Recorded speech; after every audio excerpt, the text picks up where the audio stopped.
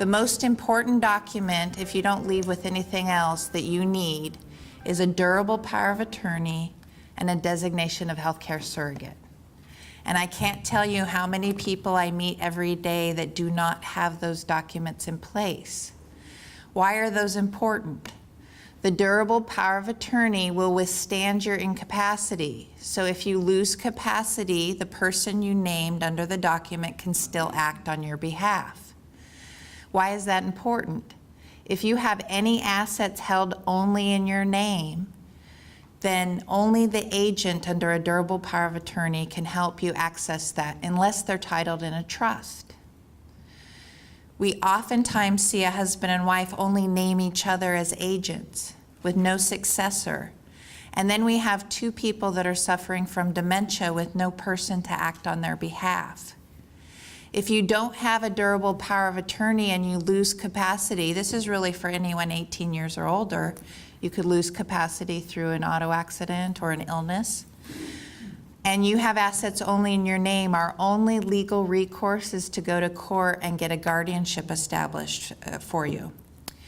Why do you want to avoid that? We practice a lot of guardianship, and we do guardianship when it's absolutely necessary, but that brings the court and other parties into your personal life. It has other people making decisions that they have to oftentimes get court approval for.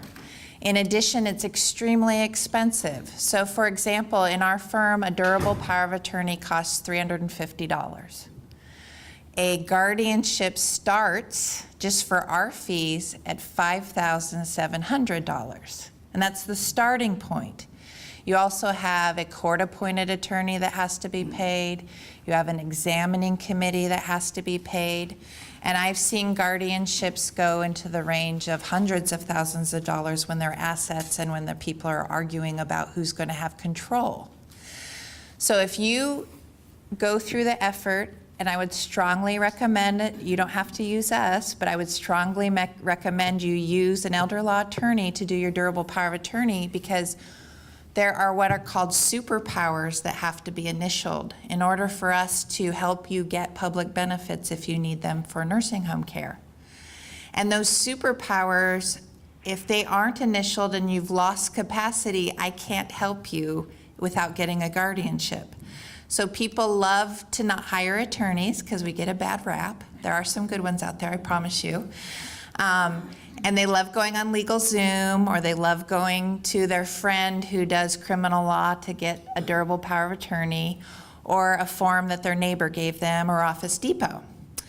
And then they come to me after they've executed these documents, and I have to sit across the table, usually from the child, because mom's lost capacity, and say, I'm sorry, but this durable power of attorney either doesn't follow Florida law, so it's invalid, or two, it's insufficient for what we need to do to help mom.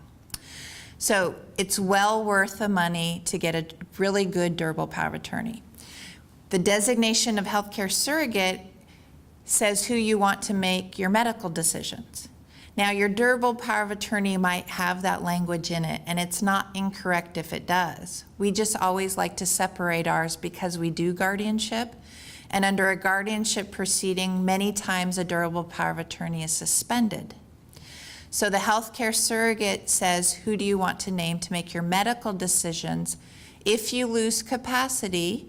And now under a change in the law, even sometimes while you have capacity, you can name a person to make those decisions. That's not very common because we all want to make our own decisions. But sometimes people suffer from physical conditions like ALS or something that's very debilitating, that it's very cumbersome for them to try to communicate. So they might name their child to make those decisions. So those are the two most important documents. We have another range of documents. Of course, your last will and testament. We have revocable trusts. We have irrevocable trusts.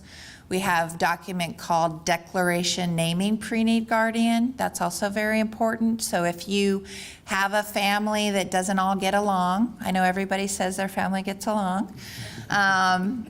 Not my experience, but I hope that's true for you.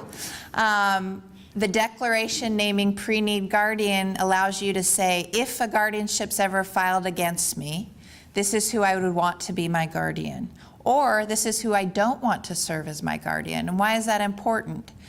As the baby boomers are aging, we're seeing more and more litigation in the guardianship realm, and it's over money. It's over money. So if you have any wealth, your children at some point could file a guardianship to try to get control of that money, or to oust their sibling who they've never liked since they were 5 because that person got the new bike.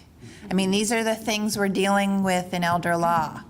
They're hurts in the family that stem back to years ago that have never been resolved, and then people are finding ways to litigate that still while mom or dad are alive. If you cannot litigate estate planning until after you've died, but unfortunately guardianship is sometimes used as a vehicle for the siblings to argue over who gets control.